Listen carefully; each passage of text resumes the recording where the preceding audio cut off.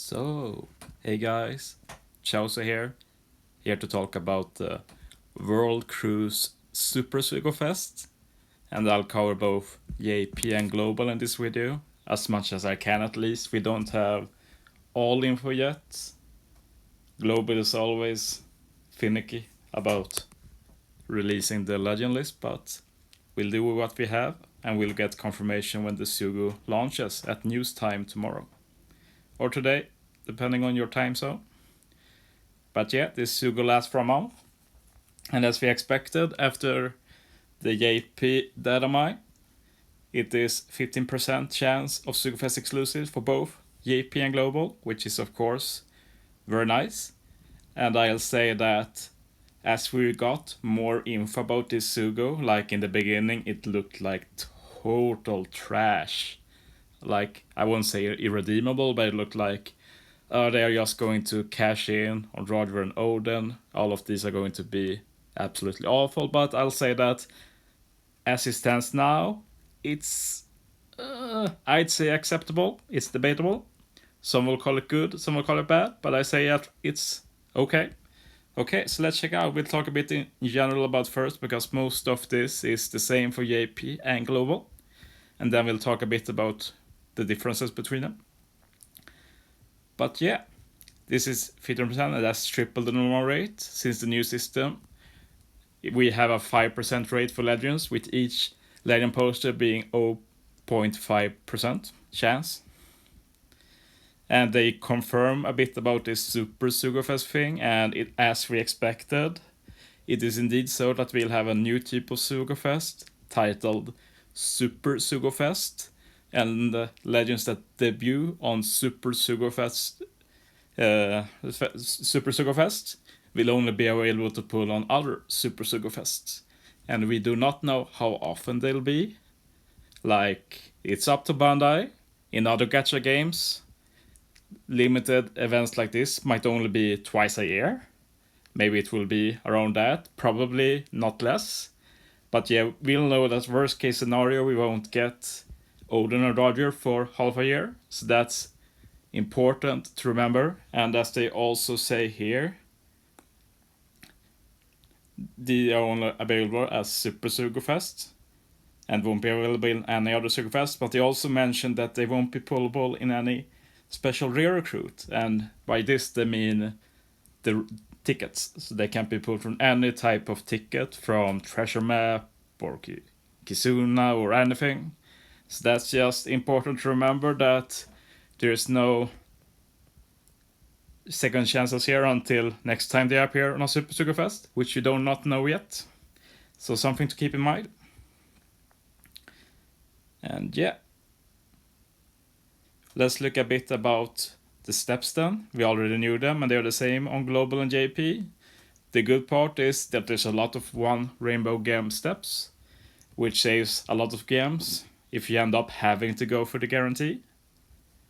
And we only have 3 SugoFest exclusive steps, which is a bit little. And then of course on part 1 you can get Roger guaranteed, and part 2 Odin guaranteed for 30 gems. And one thing I haven't mentioned yet is that since in this SugoFest there will be 25 legends available on each part, but the legend rate is 3 times, or 15%. And since the normal legend rate is 0.5 times percent, that doesn't add up. So we are assuming that we're looking at the 0.6 times legend rate.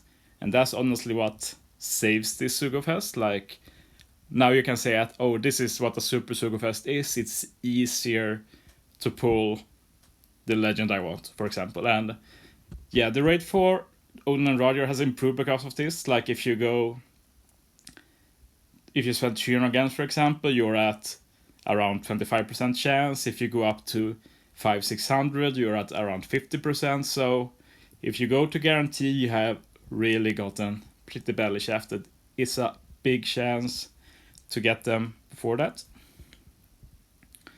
So yeah, that's important to remember too, that the legend rate is pretty good. And let's look at the available units. And the only ones we know on Global so far are the new legends. and we do not know confirmed the rate. As I said, we assume 0.6%. It can be more or less, it's up to Bandai. We need to confirm before we pull. I will personally not pull if they shaft us. Like, if they do 0.5%, I can live with it, but I will feel very bad about this. I won't do too many pulls then. If it stays at 0.6%, I'll probably keep pulling until I get Oda. That's my intention at least. And if it's less than 0.5%, then I'm not spending again because that's stupid. But I do not think that. I'll assume 0.6%, but I will definitely check when the Sugo goes live. And what's interesting here too is that for global, the rate boost characters are only the new rare recruit, which is good or nice depending on how many you lack. If you have most old rare recruits, this is obviously very good. Very high chance to get a lot of them if you do quite a few pulls. But yeah, let's look a bit about JP, which since it also lets us discuss what we might see on global. And this is an infographic from Fick from the server Discord, so thanks for that. And the first thing that pops out here is that JP has a lot of more boosted rare recruit. And there's quite a few good ones too. Not many duds, like 2-3 duds per part. So overall, as I said, depends on how many you have. If you lack quite a few, that's a net positive. If you have all of them, then it's better like they do on global. But it is as it is. We'll see if global has higher rate for ore boosted rare recruits or if it's the same. So yeah, we can't know yet until the Sugo Fest goes live. But yeah, as we see here, part 1 is dominated by Psy characters and part 2 by strength units. But if we look a bit closer, there's a pretty obvious trend here. And that's that the older the legends get, the more likely it is that they follow the color. Like on global as well, part 1 with Roger is going to be Psy dominated. And as you see on the bottom rows, it's almost only Psy. And as you get to newer and newer units, like of course if there has been Psy legends released, they'll be on part 1. But they don't just do Psy, they do a lot of other new legends. Like we see Mihawk, we see Sugar, Blackbeard, Pudding, Unami. So there's quite a few that aren't Psy as well. And those are mainly the new legends. And the same on part 2, where we have Halloween Law, Smoker, Kid, Wichi Katakuri, Soba, like. And then if you go down, like we have Bartok Cavendish, which is a bit weird, but otherwise it's mainly just older strength legends. And this is important if you think about global, because we can kind of guess what we're getting. Like we can see on JP that they're missing the last month of releases, so mainly We2 Rebecca and We2 Shirashiri. Otherwise, all legends are available. That can be available, as you know. Sanji Pudding is Kisuna Sugo Fest exclusive. They can never be on a Super Sugo Fest. So, on global, we can assume, not be sure, but we can assume that Boa will probably not be available. If she is, it's probably part 1, but I wouldn't bet on it. And we'll have to see if Sugar or Smoker is available. I'm 50-50 on it. I think they should be, but I won't say they will be. I'll leave it at that. If they're available, I hope Smoker is part 2, since I don't have him. And I also think that Kid and Hawkins both will be on it on one part each. And same thing here, I hope Hawkins is part 2, since I'll be pulling on it, and I don't have Hawkins. So, yeah.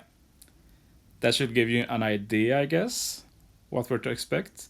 Like on JP, We2 Snake Man isn't available on any part, but I'd imagine he'll be available for us. Like I'd imagine that part 1 on global will have both Blackbeard and Katakuri, and part 2 has Sabo and Luffy. That's just my guess. Bandai does what they want. And yeah, we'll probably have quite a few 2020 legends as well. Like man of the units we see here on JP could conceivably be on global too, except for the ones that haven't been released. So yeah, it will be fun to see and compare them. And before the end of this video, the question is of course, should I pull? And you really have to consider the limited availability here.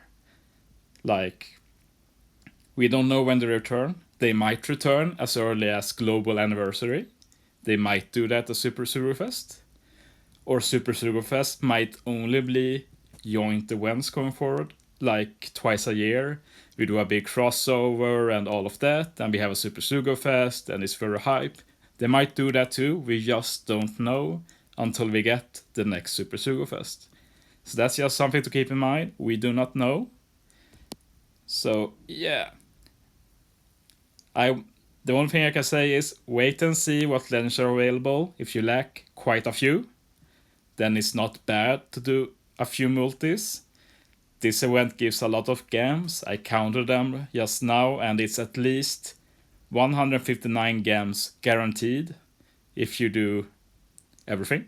All the shopping men, all the events. We get a lot of gems from Twitter and so on.